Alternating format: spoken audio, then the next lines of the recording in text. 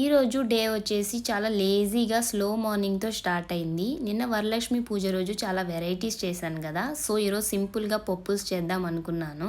ఈ లోపలే మా ఆయన వచ్చేసి పప్పుల్స్ అని రియాక్షన్ ఇచ్చి పలావ్ చేయమన్నాడు. So okay, soya chunks pulao ఈజీగా చేసేద్దాంలే అని ఆనియన్స్ వేగాక చూసుకుంటే అల్లం పేస్ట్ అయిపోయింది.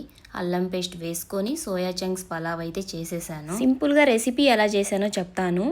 పట్ట, లవంగాలు, ఏలకులు, బిర్యానీ ఆకు వేసేసి దాంట్లో ఆనియన్స్, అల్లం వెల్లుల్లి పేస్ట్ వేసుకున్నాక టమాటాలు, కొత్తిమీర, క్యారెట్ ముక్కలు వేసేసుకొని కొంచెం ఫ్రై చేసుకున్నాక ఇంకా సోయా చంక్స్ బాయిల్ చేసినటివి వేసేసుకొని అలాగే రైస్, వాటర్ వేసేసి కుక్కర్ పెట్టేసుకున్నాను. తర్వాత ఇంట్లో చిన్న చిన్న పనులు ఉంటే కంప్లీట్ చేసేసుకుంటూ ఉన్నాను. ఈ లోపలే నా కుక్కర్ వచ్చి విజిల్ కొట్టింది. నేను రెడీ అయిపోయాను అని వేడిగా సోయా చంక్స్ పలావ్ ప్లేట్లో వేసేసుకొని నా లంచ్ అయితే ఫినిష్ చేసేసాను. సో రెసిపీ చెప్పానుగా, మీరు ట్రై చేయండి.